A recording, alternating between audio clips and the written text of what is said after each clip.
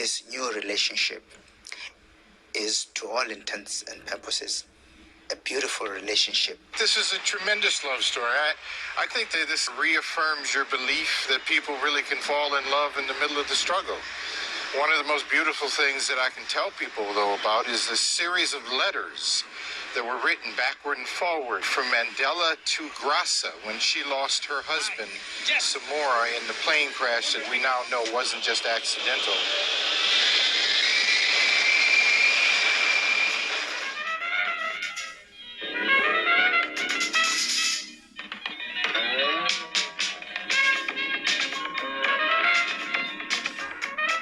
Nelson wrote a beautiful letter, and they wrote letters back.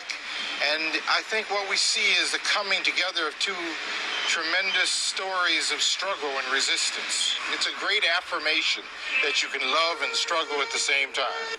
There was a diplomat who came to me and he said, now look, you must tell Mrs. Graça Machel she must come to my country. We will give her an honorary degree.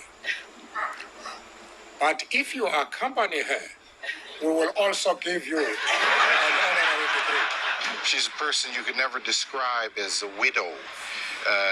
She is a Mozambican leader. I think that if she had ever chosen, she could easily have run for president in Mozambique. She has a tremendous following. She's deeply respected. She was the first minister of education. She was part of the armed struggle. She is at the same time a woman who speaks 8-10 different languages with absolute ease. She's been the champion for children throughout the world.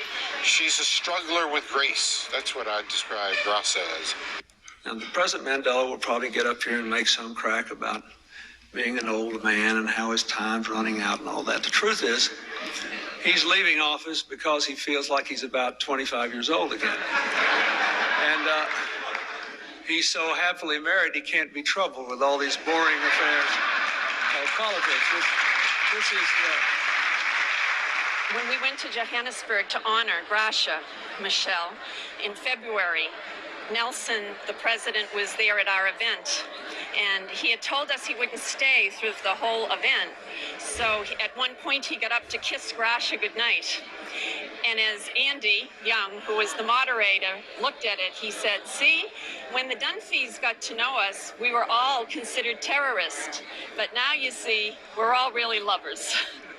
That she's remarkably down to earth and kind and generous, that her very being pulsates with a passion for social justice, that apart from all the qualities of leadership, it's impossible in human terms to know Graça and not to love her.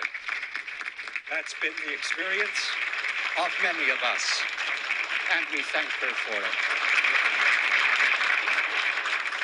I'm happy to stand here to give a voice and to give a face to those millions of children, hundreds of thousands of them. I was given an opportunity to touch them, to look into their eyes. Those children with their eyes looking at me, expressing in one sense despair, in other sense hope, expecting for me something I could not provide them. Those eyes are still in my mind today. We cannot continue to ignore it.